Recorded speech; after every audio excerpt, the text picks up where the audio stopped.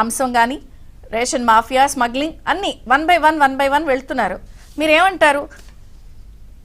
ఇక్కడ ఒకటి మేడం గారు, గత జగన్మోహన్ రెడ్డి 5 సంవత్సరాల కాలంలో విధ్వంసం జరిగింది, దోపిడీ జరిగింది, దోచుకోవటం దాచుకోవటం అనేది అధిక ప్రాముఖ్యత ఇచ్చారనేది చాలా స్పష్టంగా అర్థమవుతోంది.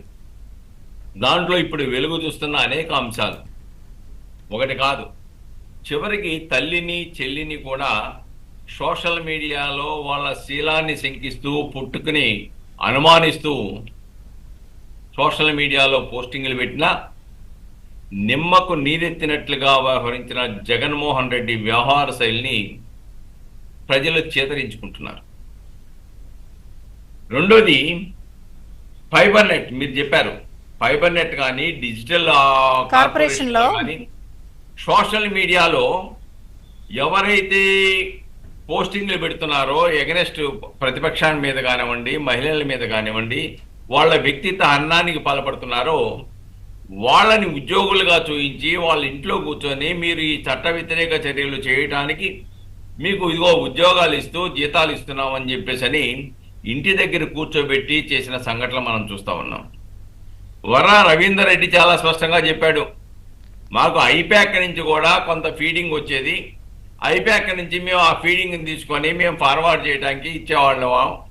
అలానే సజ్జల భార్గవరెడ్డి లాంటి వాళ్ళు వచ్చిన తర్వాత ఇది మరింత విస్తృతంగా మరి వెకిలి శాస్త్రాలు బాగా పెరిగిపోయాయని చెప్పాడు. అంటే ఎవరిచ్చారు దీన్ని? వెనక ఉన్నటువంటి అనకొండలు ఎవరు పెయిడ్ ఆర్టిస్టులను పెంచి పోషించింది? ఐప్యాక్ని ఎవరు పెంచి పోషించారు? అంటే డెఫినెట్గా ఈ వైఎస్ఆర్ గవర్నమెంట్లో ఉన్నటువంటి జగన్మోహన్ రెడ్డి, సజ్జల రామకృష్ణారెడ్డి లాంటి అనేక మంది అనకొండలు ఉన్నట్టుగా అనుమానాలు కలుగుతూ ఉన్నాయి.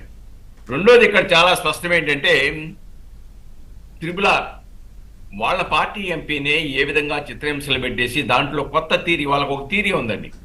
వివేకానంద రెడ్డి మర్డర్ కేసులో కూడా హార్ట్ అటాక్ థీరీని క్రియేట్ చేశారు అవినాష్ రెడ్డి, అతను వందిమాగుతులు.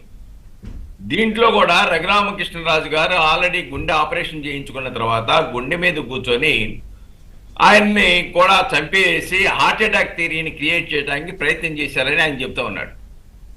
అంటే తనకు వ్యతిరేకంగా ఎవరైనా కానీ మాట్లాడినా విమర్శించినా సహించలేని పరిస్థితుల్లో చివరికి వాళ్ళని హత్యలు చేయడానికి కూడా వెనుకంజ వేయలేని పరిస్థితి కొనసాగుతుంది. మరి ఆ ప్యాలెస్ మాటలు విన్నటువంటి అధికారులు ఈరోజు పరిస్థితి ఏంటి? ఈరోజు జైలుకి వెళ్తున్నారు. ఆయనకు సుప్రీంకోర్టు వరకు వెళ్ళినప్పటికి కూడాను విజయపాల్ లాంటి వాళ్ళకి రిలీఫ్ రాలా.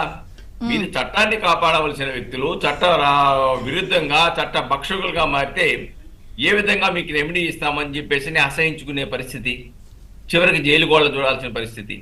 అలానే జత్వానీ కేసులు ఏం చేశారు? ఎఫ్ఐఆర్ నమోదు చేయకుండానే ఐపీఎస్ఎల్ని కాంతిరాణా టాటా కానీ లేకపోతే విశాలగున్ని కానీ పిఎస్ఆర్ ఆంజనేయులు కానీ ఎక్కడ పిలిచారు?